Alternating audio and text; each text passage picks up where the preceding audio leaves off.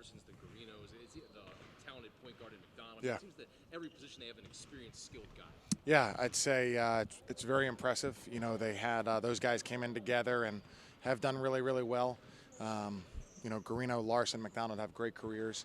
They added Kavanaugh, who is a fourth-year junior because of transfer. So a lot of experience, a lot of strength, and commitment to what they're doing. I'd say that's probably what stands out the most, that because their guys are older, they've been successful, they have a very strong commitment to what they're trying to do.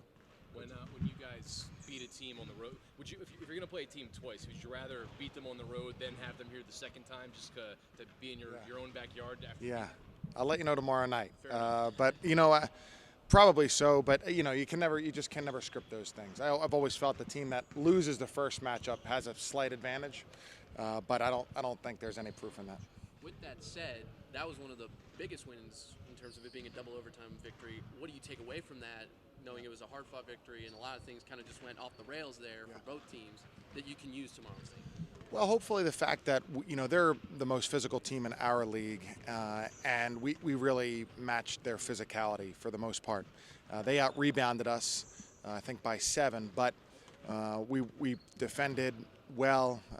You know, they didn't shoot a great percentage against us. We were physical. We were tough. We had a really unfortunate way to go into overtime, but we still hung in there and won. So I just think a little bit of confidence from being able to stand up to the most physical team in our league and do well. And you bring up the rebounding. You're out-rebounded by almost 20 against VCU. Marshall said in practice you guys really stressed physicality. Have you seen that in practice to try and get that rebounding and battle with Marshall? Yeah, for sure. Our guys have practiced unbelievably well, and I give them a ton of credit. And, you know, at some point we need to play as consistently well as we've practiced, and obviously working hard toward that. And we've never been a great rebounding team, but we've been able to hold our own. And if the number gets to be too much, then it's going to be a really insurmountable number. So hopefully we can be better and get better as we move forward.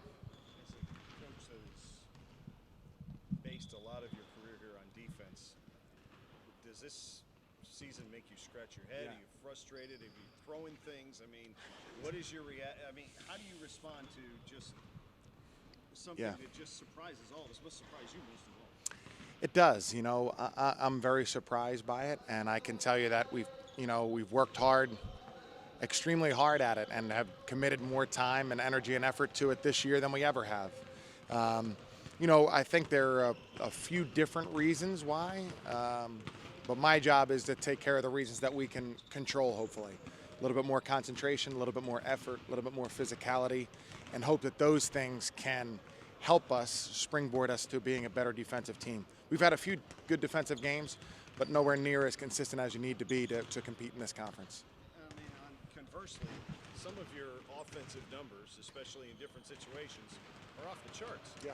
I mean, where's the balance between commending the success, but at the same time taking care of things that just haven't gone well? Well, you're exactly right. You know, and we've scored more points this year than we've ever scored. We've seen to score not easily, but we shoot a high percentage. We assist on a lot of our field goals. I think our offense has been very good, and that's probably what's most frustrating is that coming in, I would just because of how it's been, I would have thought, you know, we'd need to work hard at our offense, but our defense would be solid, and it's always been there.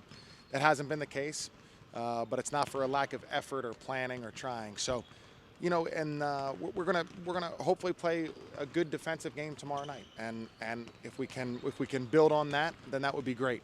And I think, again, you know, the other factors, the shorter shot clock, the scoring's up around the country, all those things are one category. The category we need to worry about is our effort, our concentration, our commitment to one another to play better defense. Coach, have you drawn up the play yet where you run under the key and bounce it off an opponent's leg so you can run an inbounds pass? Because your numbers there are pretty staggering. Yeah, we haven't decided. You know, Franklin and Marshall used to do that. I don't know if they still do. They would dribble down court and call timeout on the baseline. They had really good out of bounds plays underneath. So maybe that's an idea. But no, I'm happy with how we've certainly have performed in that area. And Bob and I talked last night on the radio show. That's kind of like a special team situation. And that's good, and we've been good defensively for the most part on out-of-bounds situations. You know, everything comes back to our defense. You know, if our defense was better, we'd be doing much better, and so we have to keep working at it to get it that way.